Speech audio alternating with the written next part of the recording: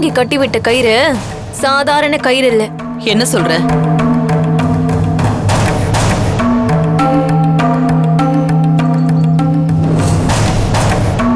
சரிம்மா, நான் கிளம்புறேன். சாமி ஒரு நிமிஷம்.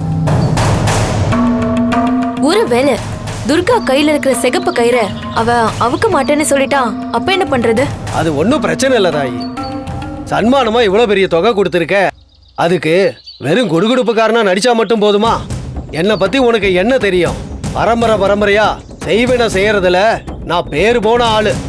தலைச்சாம்புள்ள மண்டையோட வச்சு கடசரக்கு 16, நாட்டு சரக்கு 35 வச்சு மொத்தம் 53 செய்வின மூலிகைகளை ஒன்னா சேர்த்து மை செஞ்சு அதை சுடுகாட்டுல புதைச்சி சைத்தான மனசுல நிறுத்தி ஒரு மண்டல பூஜை பண்ணி தயார் பண்ண கயிறு அது.